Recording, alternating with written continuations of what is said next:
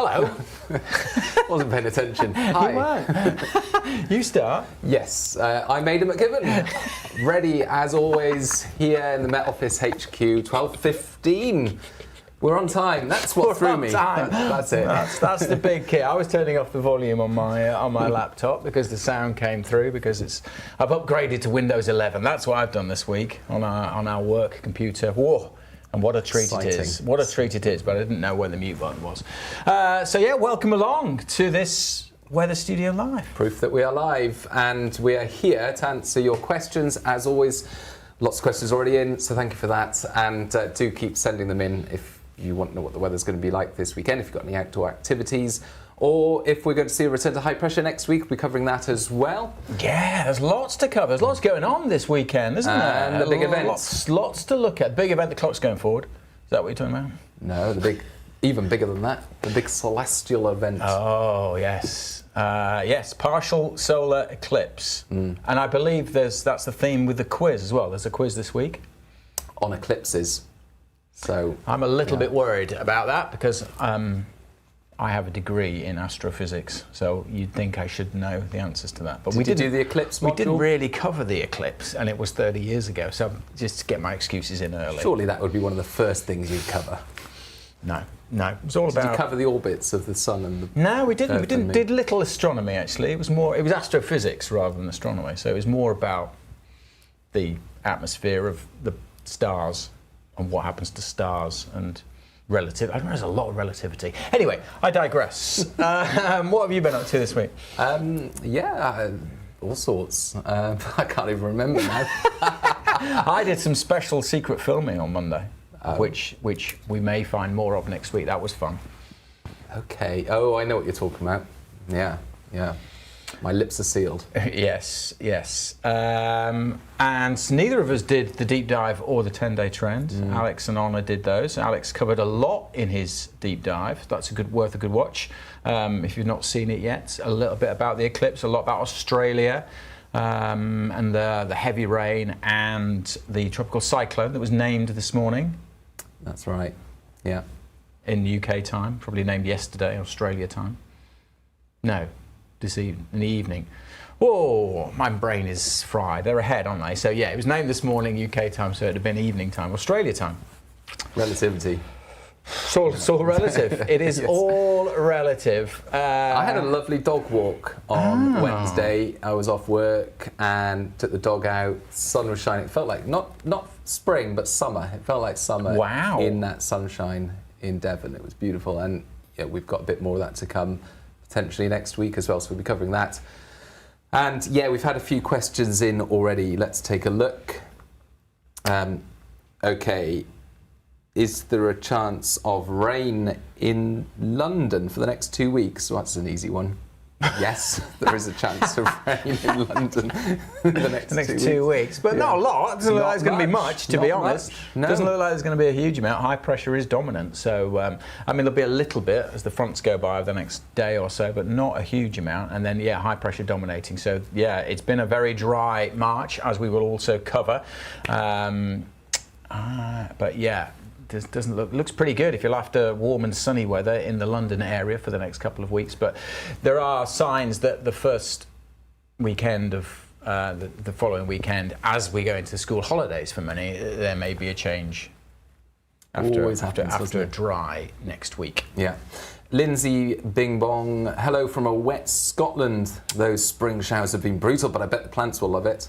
That's true. Almost in April. April showers bring forth... March winds, April showers bring forth May flowers. There you go. So it's wet and windy in those showers today. So yeah, quite a few heavy showers coming in. Some snow over the Scottish mountains as well. It has turned that much colder. You probably noticed the fresher feel today. Temperatures have really dropped away after what has been a fairly mild week. Quite a significant wind chill in places as well. Quite a bit of hail likely in the showers today. The way the ascents are, the way the atmosphere is.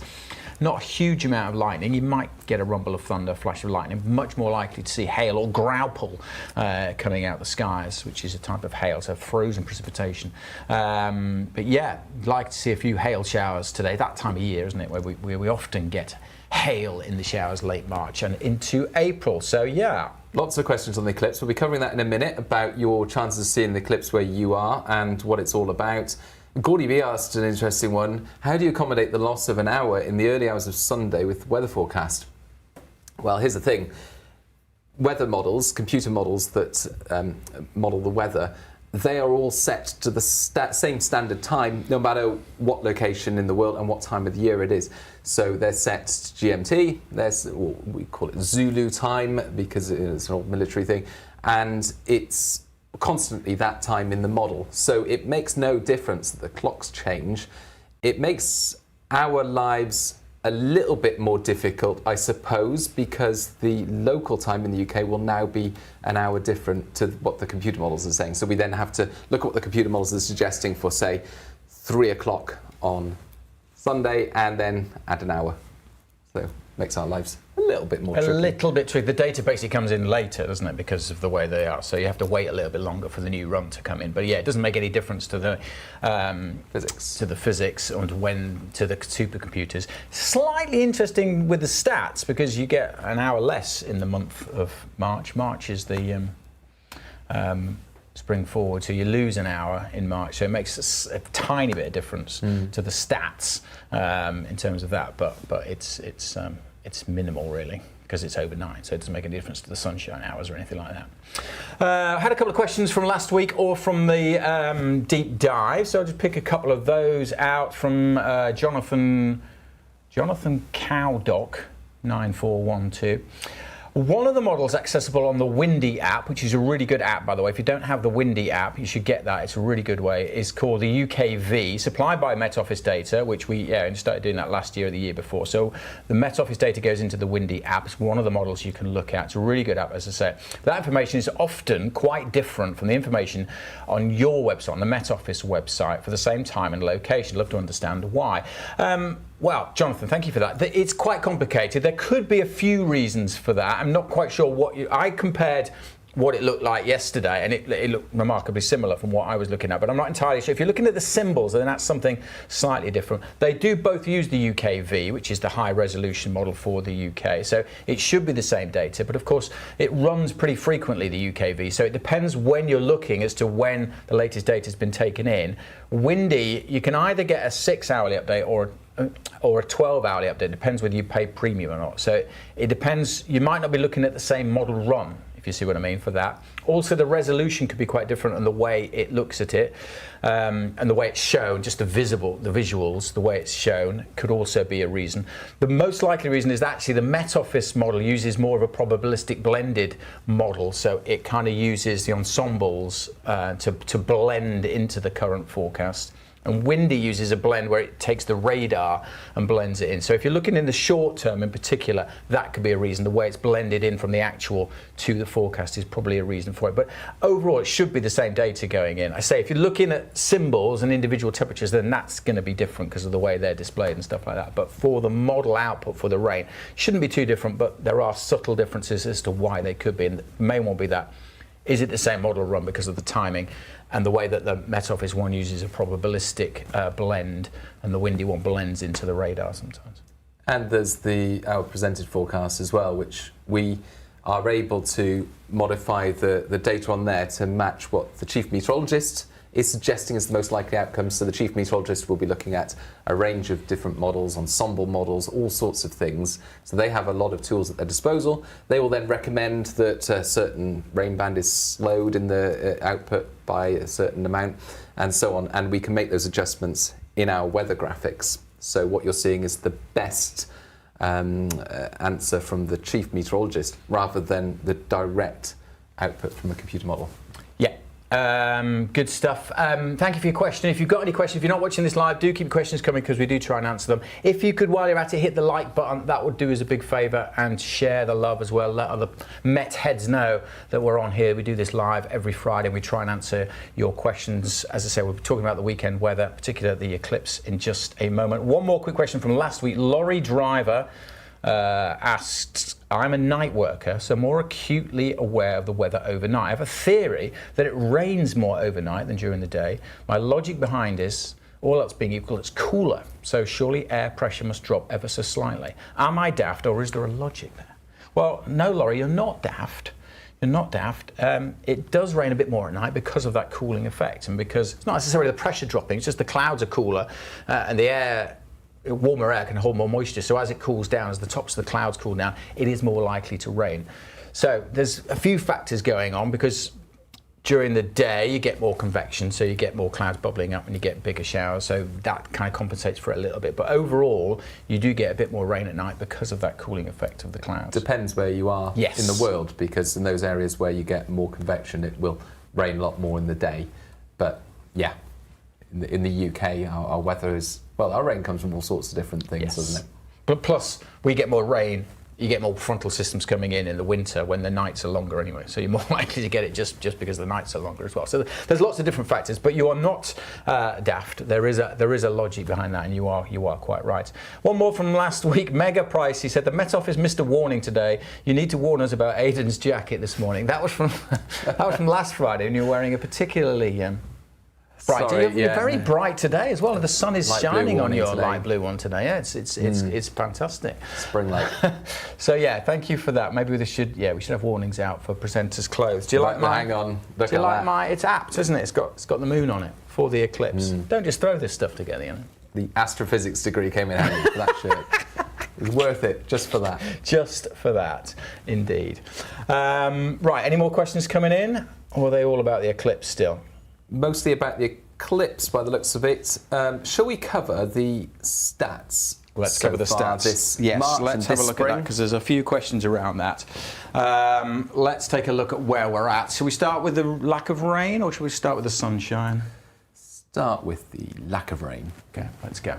Let's go. So this is the graph for rainfall amount for March this year. Showed it last week as well. This is the average. Averaged over all the Marches that we have records for. This is the wettest March on record. That's what that looked like. This is the driest March on record. We didn't have any rain until the 18th.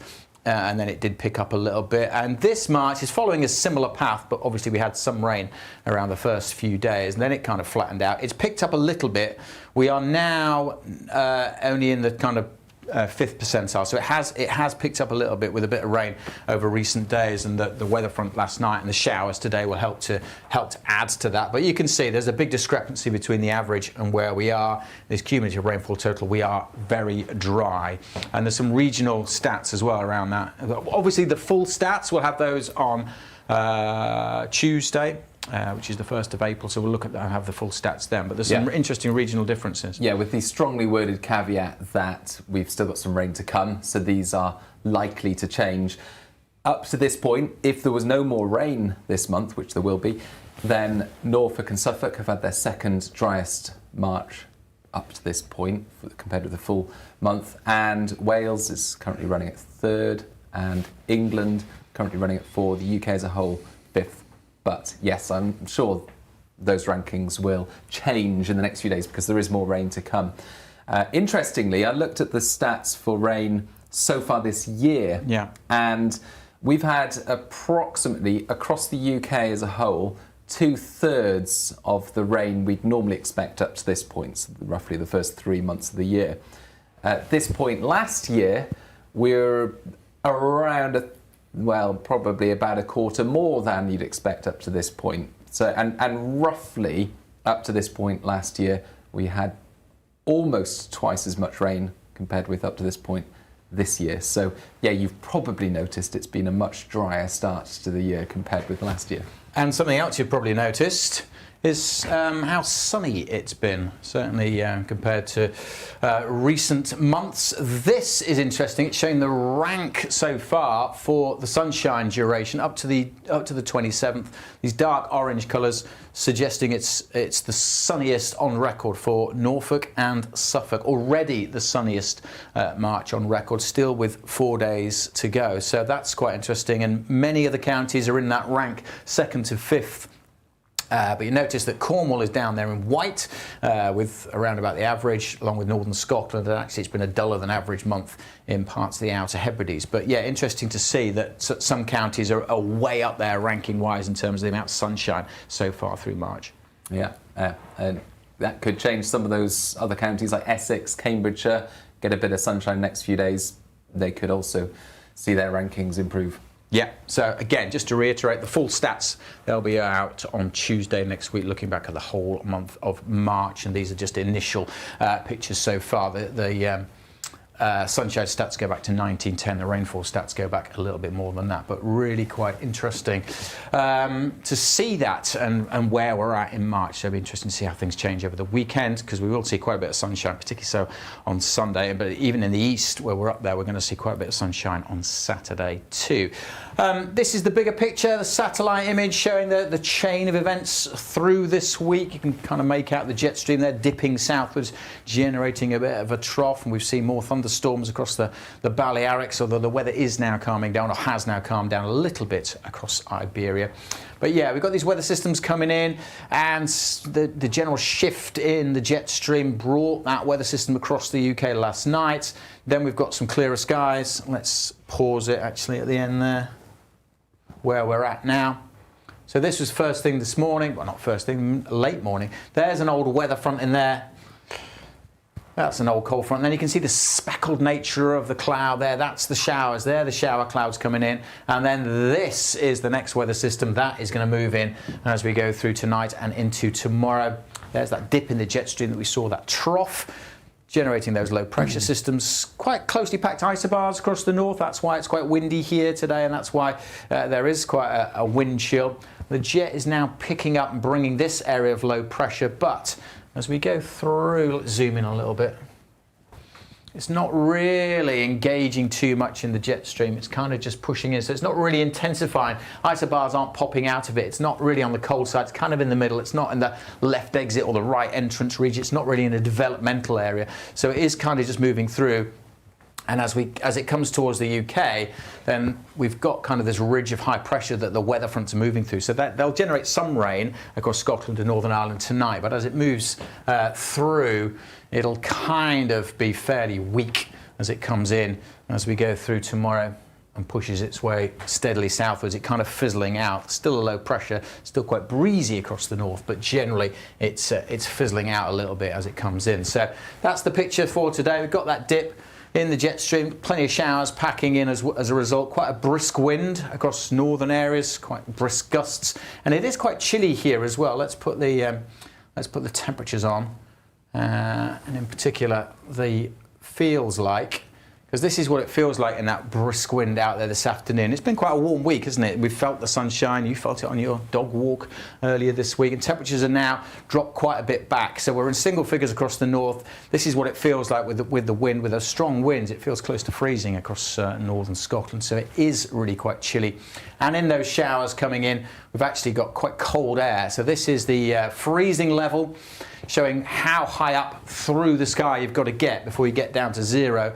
And it's, what, 400 to 600 metres across Scotland, which is why some of the showers coming in across Scotland are of snow on the tops of the hills, not causing too many problems. And of course, even if you get a little bit of snow down to lower levels, the ground has now had a bit of time to warm up, so it doesn't stick around, doesn't cause too many problems. But yeah, the freezing level is down to 400-600 metres across Scotland, even northern England as well. So there could be some snow on the tops of the mountains in Cumbria, over the Lake District. But notice as we go through, and tomorrow morning, that colder air is being pushed away by a weather system coming in, and it does turn milder, so that by the time we get to Saturday afternoon, that freezing level, you've got to go more than a kilometre up in the sky before you get to 0 degrees Celsius. So it is turning milder, and that will continue into next week. There we go. Shall we talk about the eclipse? Yes, please. Let's talk about the eclipse. So, Saturday morning, starts just after 10 o'clock, we have a partial eclipse of the sun across the United Kingdom. Now, first things first, don't look directly at the sun. Second thing, you're going to need cloud-free skies to observe it. So, are we going to see cloud-free skies for the eclipse? Well, let's take a look at what we're likely to see first thing tomorrow morning. This is the general picture at 8 o'clock in the morning. So it's going to be a largely clear night for England and Wales. Not too many clouds in here, but notice it is steadily clouding over across the northwest. If we play that through just for a couple of hours, then yeah, that's at 11 o'clock, which is the peak of the eclipse. So we're looking at not just cloudy, but actually pretty wet conditions across western Scotland, northern Scotland, quite blustery too. The cloud will be thickening all morning across Northern Ireland and through the central belt of Scotland as well. That cloud is likely to move its way into northwest England, parts of West Wales, and maybe some to southwest England. But much of East Wales, Northern England, the Midlands, Southern and Eastern England, pretty good chance that you will have a decent shot at seeing the partial eclipse. Now, actually, the biggest chunk out of the sun is going to be up here, where we're looking at 40 to 50% of the sun going missing as the moon moves across it. Down here, it'll be more like 30%, but this is where we've got the best chance of actually observing it. Please do not look directly at the sun. There's lots of advice online about what you could or should do to see the sun safely. The easiest thing to do, if you've got some special eclipse glasses, and that is the way, not just your standard sunglasses, that won't help. You need proper eclipse glasses to be able to observe them. If you haven't got any of those, there's lots of different things you can do. You can use a pinhole camera. Again, this is on the NASA website, where there's lots of useful advice. You set up your own little pinhole camera, little cardboard box, and the sun comes here through that tiny little pinhole that you make, and it casts an image of the sun on a bit of white paper there, and then you look through it from a different part of that cardboard box and you can see it. Another way of doing it is to use a colander. And again, there's lots of advice about looking at the sun online and how to do that. But do not look directly at the sun, but there is a decent chance that you will have a good view of it across certainly a good chunk of England and Wales. Brilliant. Does that make sense? I think so. Have you ever used a colander? I've never used a colander. I've used one of those though. Yeah. I made one of those boxes when we had a partial eclipse in 2015, I think. And it was overcast skies, so it didn't really work. Well, a colander is basically doing the same thing. It's just making lots of pinhole. So you usually cast a shadow, and then you can see in the holes that the sun kind of partially disappears. Let me show you this, because this is from the Time and Date website, so thank you to them for letting us use this graphic. But this is showing where we will see. So it's a total solar eclipse across parts of Newfoundland and Canada. And this is the percentage. So across the UK, we're kind of between about 30 or 40%, with the greatest amount of the sun going missing. Because of course it's the moon going in front of the sun, and it won't go right across it. It's not a total eclipse, but it will be, between 30 and 40% of the sun that goes missing as that moves through. Again, on this website, you can put your location in, and it gives you a really cool video of what it will look like, of how much the sun, specifically for where you are. So that's worth checking out as well. But again, I stress, do not look directly at the sun. Any more questions on the eclipse? There are plenty of questions from me. If you fancy a quiz. Oh, is it quiz time? Let's do it. Let's do it. Let's do the quiz.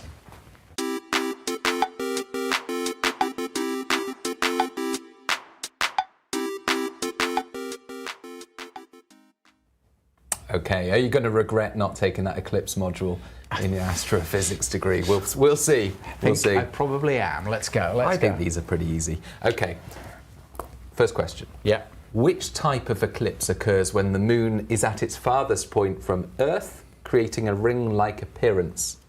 It's multiple choice. Is it a manual eclipse, an annual eclipse, an annular eclipse, or a granular eclipse?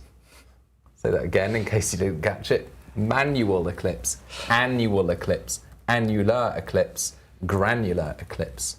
So this is when the moon is at its farthest point from Earth, because the moon, the distance of the moon from the Earth varies.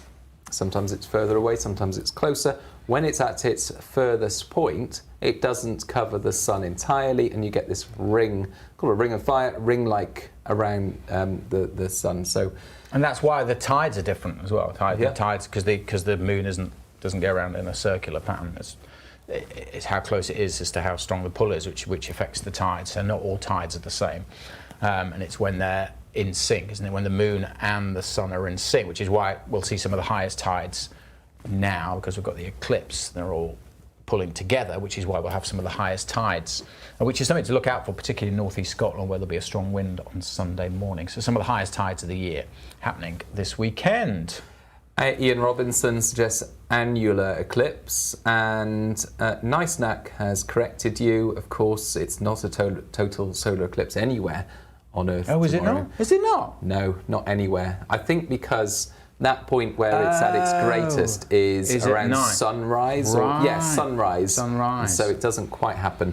But it's very almost, it's above 95% or something. It's very close. So if you don't get to see it tomorrow, there is a better partial eclipse across the UK next year, isn't there? And interestingly, when that partial solar eclipse, from the UK's point of view, happens next year, next August, it's a total solar eclipse in many parts of Europe, and it's the first total solar eclipse to occur in Europe since 1999. Ooh, I remember that one. There was such a big fuss about that one. That was a huge deal. And that one was pretty cloudy, wasn't it? Yeah. People were going up in Concorde and stuff like that, weren't they? Yeah. Back in the day, they were paying tens of thousands of pounds to go up in Concorde to get above the cloud. That was also in August. To see the eclipse. It was, yeah. And the one next year in August, the best place to see it, depending on cloud cover, of course, is Iceland, but obviously Iceland can be very cloudy. So that's the maximum around midday. It reaches its maximum around Iceland and Greenland. Cloud-free skies in Spain, where it is a total solar eclipse, but that's really towards sunset, so it's really low on the horizon. Oh, okay. So yeah, it's a tricky one. Would you go to Iceland, where you've got a high chance of cloud but a better eclipse, or do you go to Spain, where you're more likely to have cloud-free skies, but it's right on the horizon? Your best bet is to wait until the following August, when it's a total solar eclipse across much of Spain into North Africa, including Egypt, where it's right around midday. This total solar eclipse happens August 2027. And of course, Egypt in August, you're more or less guaranteed clear skies. It happens around the middle of the day. You've got the pyramids. So yeah, I'm already thinking. You are, thinking cross ahead. it, aren't you? Newcastle fan Lewis, the last solar eclipse total in the UK, I was only a few days old. Lewis. So you must be 25 or 26 then. I was born on August the 5th, so he's 25 years old. I was on scout camp at the time. What? You can't have been on scout camp at the time. Yeah. In 1999? Yeah. I was working at ITV. I was briefing Sean 10 Lloyd. years into your career. I was briefing Sean Lloyd on what the weather was doing. Those were the days. We had fun. Let's move on to the next question. Approximately how many times smaller is the moon's diameter compared with the sun's diameter? And a clue here is that it's also the same number of times, approximately, that the moon is closer to the Earth. That's what makes eclipses possible. So how many times smaller is the moon's diameter compared with the sun's diameter? Is it 4, 40, 400 or 4,000? Oh. Approximate. It varies. Obviously, the moon comes in and out in terms of its distance to the Earth, but there's an approximate number here. How many times smaller is the moon's diameter? Was it 4, 40, 400 or 4,000? Yeah. You had a different number in your head. I did have a different number in my head. The moon's tiny compared to the sun. I'm changing my mind. Never change your mind, but I have done. He's got his answers. Yeah, I'm putting my answers in. Something. A lot of people have said 400. Andrew Reynolds, Ian Robinson, Andrew Jones-Maguire, Martin Baines, a few other people, Liam Parker, Robotic Maniac, and Chaz and Ulf have gone with 40. Oh no, sorry. He or she is ruling out 40. Oh, I feel bad now. While you're doing the quiz, if you like it, do hit that like button. That'll do us a big favour. Thank you very much. Keep your questions, keep your guesses. Don't keep your questions coming in for now. Keep your answers coming in for now. 46% have gone 4,000. 40% have gone 400. That's quite nice, isn't it? Nice symmetry. No one's gone for 4. Interesting. Okay, the next partial solar eclipse I already mentioned will be in the next partial solar eclipse in the UK will be 12th of August 2026. Of course, it's a total solar eclipse, that one elsewhere. The best place to view this eclipse in terms of the biggest chunk taken out of the sun will be Cornwall. But what percentage of the sun will be covered by the moon in much of Cornwall? It's So this is August 2026. Less than 5%, 23%, 68%, or more than 95%? Less than 5, 23, 68%, or more than 95%. I think I know that one because someone mentioned it on the TikTok that we did this week, or that Honor did this week. It's been very popular, the TikTok we did on the eclipse on Wednesday. And I'll be going live it's on TikTok this afternoon as well, so check me out on that, probably about 3 o'clock-ish. So yeah, if you're not a follower of us on TikTok, go and get over there because we post 3 or 4 times a week. We have a bit of fun on there. And don't forget to subscribe to the YouTube channel. Lots of people guessing 68%. Ian Robinson's gone for 95%. Andrew Reynolds also more than 95% because it's coming down from Iceland. But yeah, it looks like a lot of people commenting 68. That's the most popular answer in the poll, 68%. More than half people went for that. Yeah, not many people went for more than 95% or less than 5%. Okay. Fourth question. Which of the following is incorrect? This is a bit wordy, apologies for this. Which of the following is incorrect? In Vietnam, people believed that a solar eclipse was caused by a giant frog devouring the sun. The Chua tribe from the US believed that a solar eclipse was because an angry sun had left the skies to go to his house in the underworld. According to Korean folklore, solar eclipses happen because mythical dogs are trying to steal the sun. And in Welsh mythology, eclipses occur because we're living in a powder keg and it's giving off sparks. Okay, so these are all supposedly mythology or legends about the cause of eclipses, which is incorrect though. So only one of those is incorrect? One of them is not something from mythology, okay, something go through them from again. ancient mythology. Yeah. Vietnam, solar eclipse caused by giant frog devouring the sun. In the US, an ancient tribe believed that a solar eclipse was because an angry sun had left the skies to go to his house in the underworld. Korean folklore, solar eclipses happen because mythical dogs are trying to steal the sun. And in Welsh mythology, eclipses occur because we're living in a powder keg and giving off sparks. They all sound feasible. I know your Welsh heritage, so I don't think you'd have made that up. So that must. I'm going that one's true. The first one's this. Interesting. Okay. I haven't answered yet. Let's go with. Put your answer in before you look at the chat. Yeah. A lot of people are. Have got the right idea, I think.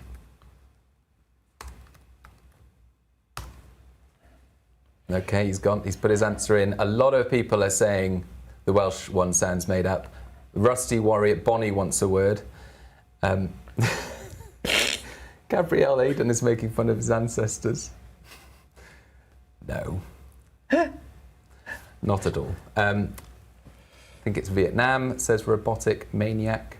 See, that's why I didn't think you would do that to your Jen Mack, who's quoting song lyrics. Brilliant. 50% of people have gone for Welsh mythology. Okay, final question. Oh. Surprise.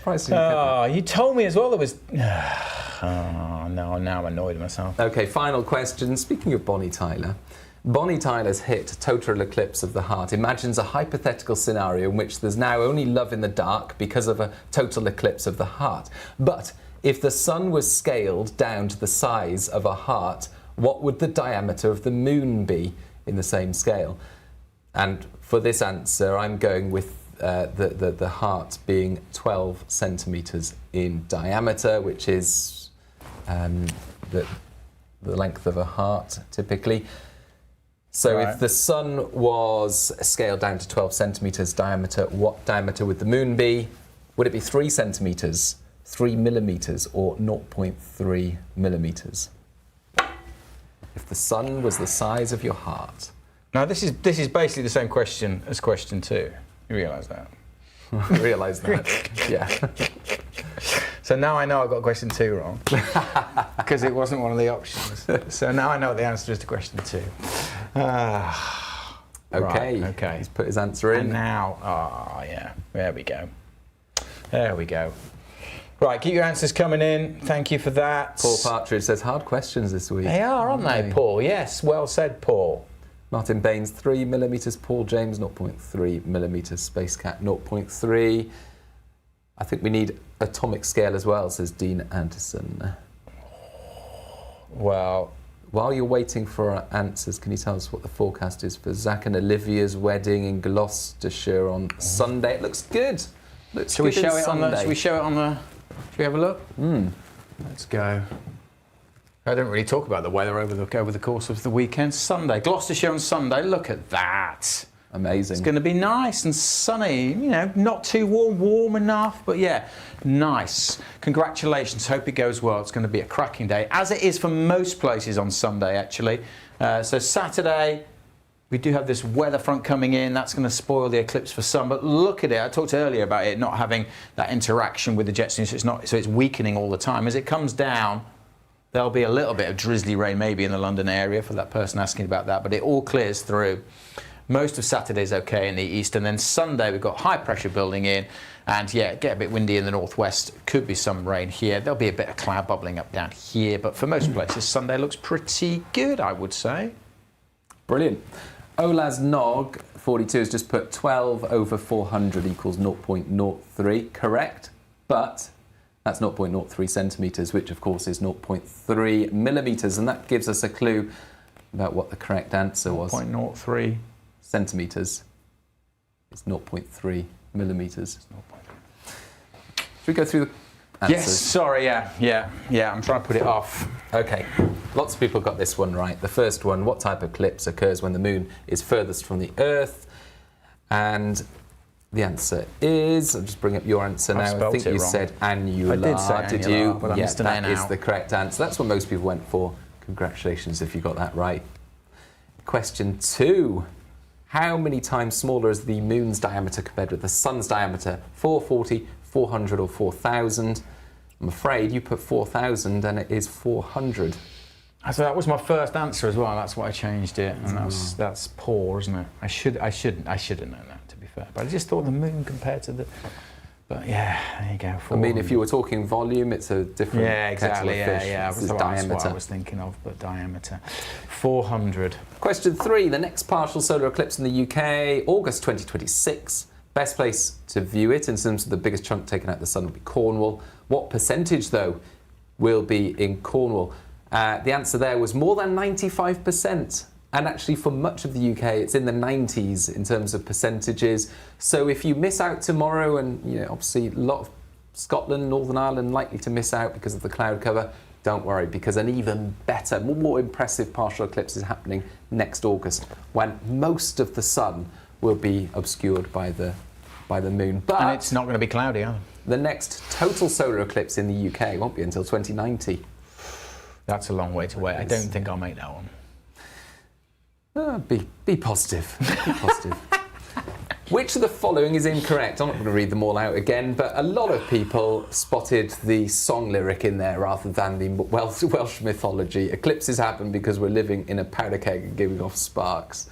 All the others were ancient myths about why eclipses happen. I'm so disappointed in myself, because you even said to me earlier there's 2 questions about that song. And as we were reading the third one, I was like, And question number 5 was specifically about that song, about scaling the sun down to the size of your heart. 12 centimetre diameter. What would the diameter of the moon be? 12 centimetres divided by 400, which is the answer to the first question, is 0.03 centimetres, which is 0.3 millimetres. So congratulations. I think most people got that right as well. 3 out of 5. Must try harder. Should have got better. A lot of people are... No, actually, 3 out of 5. 1 out of 3, Liam Parker. Oh, hang on. 1 out of... Or maybe you only tried 3. Oh, no, we're catching up now. Apologies, that was when we'd only given away 3 answers. Evan Walter, 1 out of 5. Grant Echo Sonic, 4 out of 5. So close. Gabrielle, 3 out of 5. Very good. Paul James, bad day in the office, he says. 2 out of 5. Space Cat, 3 out of 5. Expected better there, Space Cat. Come on, Space Cat. Sort it out. Yeah, Sin Wong got 44 out of 5, so that's impressive. Full marks from Ian Robinson. Ah, well done, Robbo. You're Good this work. week's winner. Good work. Sin Wong got 44 out of 5, that's so impressive, that's isn't even it? more impressive. How many did you get, Gabrielle? She said she's watching in Bavaria, I think they said earlier. Glenn Brown got 4 out of 5. Underestimated the scale of the moon's umbra. Speaking of umbra, the umbra is the shadow that the moon casts on the Earth during an eclipse. Did you know that people who chase eclipses are known as umbraphiles? I did not know that. No. More of an Adidas man myself. Boom, boom. Excellent. Yeah, thanks. Right, yes, thank you for all of your answers. Good luck if you're spotting the eclipse. Oh, Outlook. Didn't do the Outlook, did we? Yeah, someone asked how warm it's going to be next week. Let's take a look at what we're looking at next week. So this is the weather patterns. What we're most likely to see on Tuesday is this one with low pressure out to the west, high pressure dominating, and the winds coming up from the south. And that is the most likely one as we go into next week, into Wednesday as well. What does that mean for temperatures? Well, this is the temperature anomaly. So with the winds coming up from the south, we are going to see those temperatures above average, between about 1 and 3 degrees, particularly across northern Scotland. So I think we're going to see temperatures easily up into put the temperatures on. If we go forward to Sunday, then by the time we get to Wednesday, 17, 18, quite widely. I suspect we'll see a little bit higher than that in a few places, probably low 20s. There's the possibility we could even get to the mid-20s, particularly so by Thursday. So it is gradually getting warmer. I mean, it's going to be quite warm in the sunshine anyway at this time of year because, you know, the sun is getting stronger, but particularly by the time we get to Wednesday, Thursday next week, high teens, low 20s, possibly even into the mid-20s. So yeah, a lot of fine weather to be had. Honor talked about that in the 10-day trend, so you can catch that. Go back and watch that from this week earlier. But yeah, definitely high pressure dominating southerly winds, and then a sign of a change. Not particularly strong signal, but more likely to see different weather patterns as we go into next week. Will we get the winds coming down from the east or the north, which could bring a cooler feel as we get towards the second half of next week? Definitely signals of a change as we head towards that weekend, but still high pressure holding on. So a bit of uncertainty about when we're going to see it, but it does look as if it turns a bit more mixed as we go towards what will be for many the Easter holidays. Thank you very much. Nice knack. Says, guys, I don't know what the solar eclipse has to do with meteorology. Good point. That's exactly what our colleague in the press office said to us this morning when we said we were going to cover it in the live. But it's whether you can see it or not, right? That's what it. I tell you what, it's got a lot more to do with meteorology than something else that we always bang on about, which is the clocks changing. That has nothing to do with meteorology, and yet it always falls to the weather presenter at the end of the news to tell you that the clocks are changing. That has got nothing to do with meteorology. Whereas this, at least, the weather depends on whether you can see it or not, right? And it can change the weather. And it can change the weather. A total solar eclipse, yeah. You know, it can cause the temperature to change. Could cause the winds to change, the birds fall silent sometimes, don't they? All sorts of magical things happen. Yes, so it doesn't have a lot to do with meteorology, but it's got a little bit to do with meteorology. And we love it. And more so than the clocks changing. But the clocks do change this weekend, so don't forget, spring forward. Don't forget that. I mean, most people these days, they just change automatically, don't they? I've got an old school Casio digital watch, so that'll be different. Ooh, you'll be pressing it with you get your compass out. Yeah. Getting that little thing. You have to do that. I will. So yes, don't forget, it is a short weekend. Don't forget, it's Mothering Sunday on Sunday as well. If you've not got your mum a present yet, do that. Again, nothing to do with meteorology, but you know, we're here to serve, aren't we? Anything else people need reminding about? Anything else you need? Any day-to-day details you need? Just get in touch, and we'll remind you of things. Don't forget to renew your car insurance. No. Shall we finish with the song? Shall we all sing Total Eclipse of the Heart? Yes, let's do it. Living in a powder keg. I can't believe you forgot that lyric. Yeah, that is terrible. We'll work on that maybe for next time. But yeah, thank you for watching. If you can hit the like, that would be good. If you're not watching it live, do keep your questions coming. We do kind of read them. Next week, it's me and you on the it's me and you again next week on the live. Yeah. And you're doing the deep dive. I'm doing the 10-day trend, I think, next week as well. So much more of us too next week. So yeah, hit the like button, keep your questions coming. Thank you very much. Bye-bye.